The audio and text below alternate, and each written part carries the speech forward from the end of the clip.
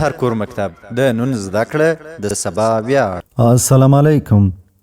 د هر کور مکتب ګرانو زده کوونکو ستړي مسئ. د دوهم ټولګي د ریاضي مضمون 85 لوست ته ښه راغلاست. د نن ورځې د درس موضوع مو غیر معیاري واحدونه، یعنی د پخوانیو وختونو د اوږدوالي او جګوالي د اندازه کولو د معیارونو په اړه زده کړه کول دي. ګرانو زده کوونکو، د نن ورځې د درس موضوع مو خورا جالبه او مهمه ده. تاسې به ښه متوجه سئ. په دې درس کې به وپوهیږو چې په پخوا وختونو کې انسانانو د شیانو اوږدوالی او لنډوالی په څه شي اندازه کاوه. راځئ چې لومړی غیر معیاري واحدونه وپېژنو. غیر معیاري واحدونه هغه اندازې دي چې د یوې ځانګړې قاعدې یا نړیوال معیار پر بنسټ نه دي جوړ شوي، بلکې خلک یې د خپلو ورځنیو اړتیاوو یا چاپیریال پر بنسټ کاروي. ولې به غیر معیاري واحدونه کارېدل؟ پخوا معیاري سوي یعنی معیاري وسایل نه وه، لکه خطکش یا متر. نو خلکو به د خپلو لاسونو، پښو، ګامونو یا نور شیانو په واسطه سره اندازه‌ګیري کوله. دا واحدونه په کلیو او بانډو کښې پیژندل کېدل. په یوه کلي یا یوه سیمه کې به یو ډول او په بله سیمه کې به بیا بل ډول به. ګرانو ماشومانو، تاسې فکر وکړئ چې که موږ اوس وغواړو د خپل ټولګي یا صنف تخته اندازه کړو نو څه به کوو؟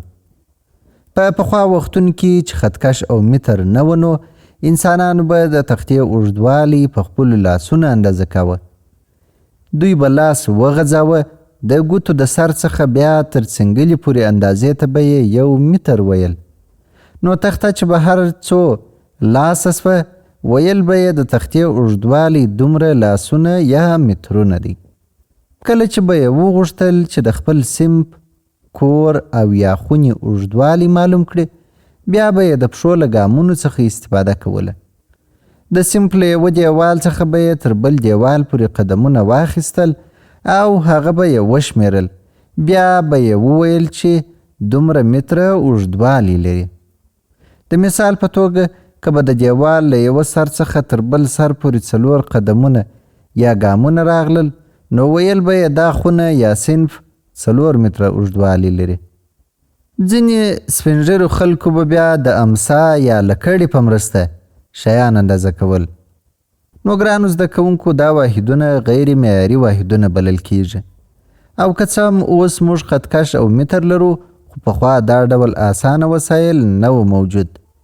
ګرانو ماشومانو، تاسې باید دا هم په یاد ولرئ چې دې معیارونو ډېرې ستونزې هم لرلې، نو ځکه یې غیر معیاري واحدات ورته ویل.